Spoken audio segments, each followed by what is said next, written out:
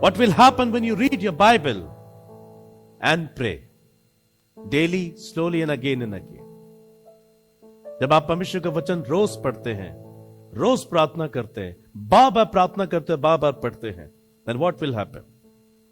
यहेजकेल 36 अध्याय 25 से 27, 28 और 29, The book of Ezekiel chapter 36 verse 25 to 29, मैं तुम पर शुद्ध जल छिड़कूंगा और तुम शुद्ध हो जाओगे, और मैं तुमको तुम्हारी सारी अशुद्धता और मूर्तों से शुद्ध करूंगा।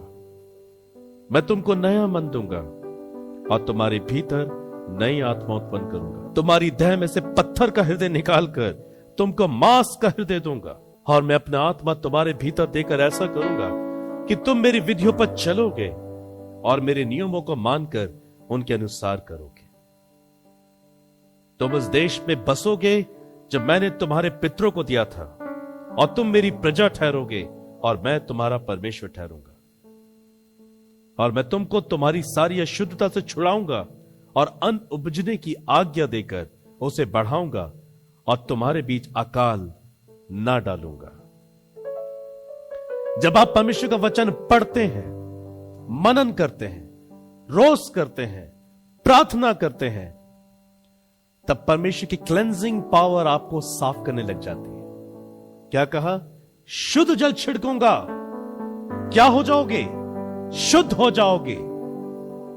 शुद्धता हमें ईश्वर के करीब लाती है। मैथ्यू चैप्टर 5 में लिखा है, जिनके मन शुद्ध होंगे वो ईश्वर चाहता है कि आप उसे देखें, अपने क्रिएटर को देखें आप। ये कैसे संभव है?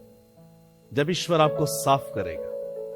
Only God's words will give you this authority.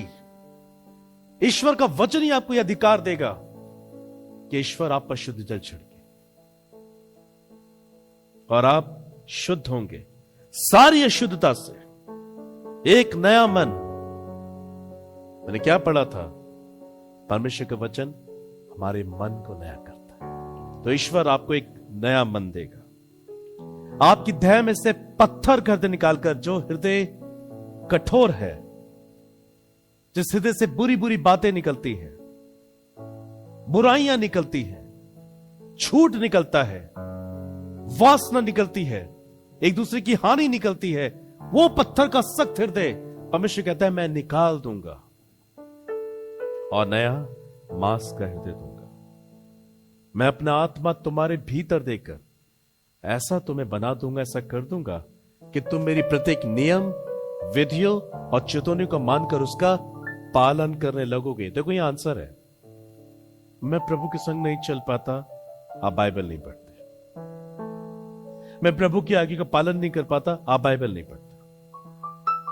मेरा मन भटकता रहता है, आप बाइबल नहीं पढ़ते। जवाब सिर्फ एक ही है। आप इसलिए क्लेंस नहीं हो पाते, आप इसलिए साफ नहीं हो पाते, आप इसलिए एक अच्छे व्यक्ति में तब्दील नहीं हो पाते क्योंकि आप परमेश्वर का वचन नहीं पढ़ते। But when you start reading Bible, changes will come from heaven. बहुत कुछ खाते हैं दिन भर में, रात में दांत येलो महसूस होते हैं।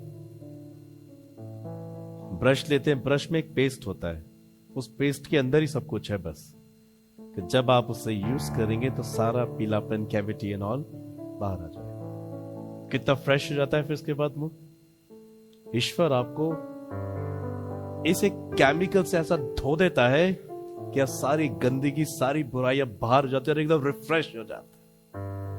हालेलुया। केवल परमेश्वर के वचन में ही वो ताकत है। तो जो ये कहते हैं मैं प्रार्थना नहीं कर पाता, मुझे नींद आती है, मुझे समझ में नहीं आता है, मुझे डर लगता है, क्योंकि आप वचन नहीं पढ़ते। वचन ना पढ़ना इसका मतलब सफाई ना होना, अच्छाई को अपने अंदर आने से रोक देना। रीड इट, इसे पढ़िए आप। यह आपके अंदर से पत्थर का हृदय निकालेगा, मांस का हृदय देगा, नई आत्मा आपके अंदर होगी और आप ईश्वर की प्रत्येक नियम, विधियों और चेतावनियों को मानकर उसका पालन करने लगोगे। यह ऑटोमेटिकली होगा। जैसे किसान खेत में काम करता है, बस उस काम को आप समझो तो आपको अपने जीवन में ईश्वर का काम समझ में आएगा। खेत में जब हम कुछ बीज बोते हैं तो थोड़े दिनों के बाद क्या होता है? एक पौधा निकलता है। बीज में से कुछ दिनों के बाद अंकुर निकलता है, फिर पौधा बनता है, आगे चल के पेड़ बन जाता है। पर हुआ प्रोसेस बोने से। यही तरीका है बस। यीशु ने अपने वचन को बीज कहा। समझने वाले के लिए समझना चाहिए। जब आप परमेश्वर के वचन को, बीज को अपने दिल में बोते, रोज पढ़ते हैं, बोते हैं, तो एकदम से विश्वास नहीं आता, एकदम से नहीं सुधरते। बीज खेत में डालते एकदम फसल नहीं आ जाती। यू हैव टू वेट, इंतजार करना पड़ेगा। पर आप रोज उस बीज की केयर करते रहो, पानी, समय पे खाद, केयरिंग, बस ये करते रहो। So read the Bible daily, slowly and again and be careful. जो पढ़ा है उसको बस ध्यान दो। ये खाद है, पानी है, केयर करो कि जो पढ़ा उसे ना भूलो। एकदम देखने को कुछ नहीं मिलेगा, पर थोड़े दिनों के बाद बीज अंकुरित होता है, फिर एक पौधा निकलता है। तो क्योंकि आपने वचन डाल दिया है, बो दिया है अपने अंदर, कुछ दिनों के बाद ऑटोमेटिकली विश्वास की कटनी आनी शुरू हो जाएगी। विश्वास के पौधे उगेंगे और बड़े पेड़ में बदल जाएंगे। तो आपको विश्वास अर्जित करना नहीं पड़ेगा, स्वाभाविक रूप से विश्वास आपके अंदर आ जाएगा। You will be a believer. आप एक विश्वासी व्यक्ति हो जाएंगे, क्योंकि परमेश्वर का वचन आपके अंदर विश्वास को लाता है। विश्वास सुनने से, सुनना मसीह के वचन से होता है। जब आप वचन को बोते हो तो थोड़ी देर के बाद आप विश्वास की कटनी को काटते हो। मगर परमेश्वर आपको यहीं तक रुकना नहीं चाहता, वो आपको एक अच्छा इंसान बनाना चाह रहा है। अब जब आप स्वाभाविक रूप से विश्वास को अर्जित कर लेते हैं, तब आपको विश्वास बोना है। अब आप अपने व्यक्तिगत, पारिवारिक, सामाजिक, आर्थिक, सेविकाई की किसी भी क्षेत्र में कुछ भी करते हैं, यदि उसे विश्वास के साथ करें तो आप विश्वास को बो रहे हैं। आपने बीज बोया, विश्वास काटा, और अब आप विश्वास बोओगे तो क्या काटोगे? धार्मिकता, राइचियसनेस, पवित्रता। पास्टर मेरी प्रार्थना कर दो, मैं पवित्र बनना चाहती हूं, पवित्र बनना चाहता हूं। सबके अंदर डिजायर है पवित्र बनना और पवित्र बनने की, पर यह होता कैसे है? परमेश्वर के वचन से शुरुआत होती है। यह वचन बोधो अपने अंदर, विश्वास अर्जित करोगे। विश्वास को बोधो, धार्मिकता को अर्जित करोगे। स्वाभाविक रीति से आप एक राइचियस व्यक्ति हो। आपको धार्मिकता के लिए कुछ मेहनत नहीं करनी पड़ती, फिर यह आपके अंदर आ जाती है, क्योंकि आप विश्वास के साथ काम करते आए हो। मैं आपको गारंटी दे रहा हूं, फिर आपकी आंखें राइट एंड लेफ्ट नहीं घूमने वाली। आप एक ईमानदार पति और ईमानदार पत्नी हो जाओगे।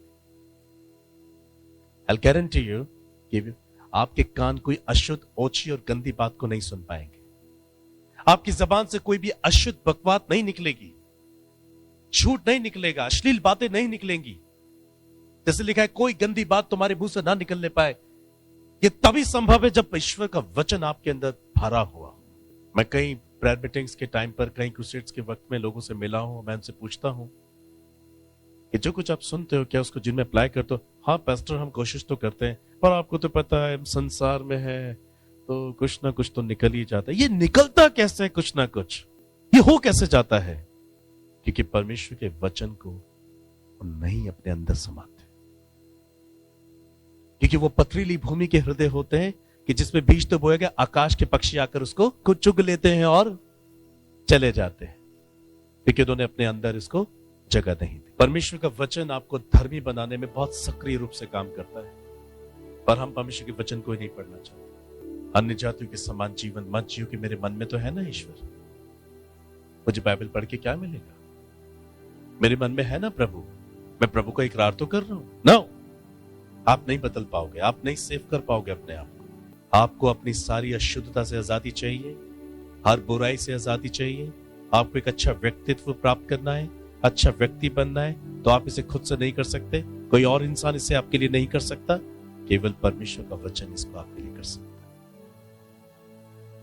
अपनी बाइबल को खोलो और पढ़ना शुरू। खजाना आपके हाथों में, पर आप पढ़ नहीं रहे हो। मैं भी करने जाती परिवार में था, मेरा व्यक्तित्व तो बहुत खराब था, पर जब मैंने इसे पढ़ना शुरू किया, नाउ हियर आई एम।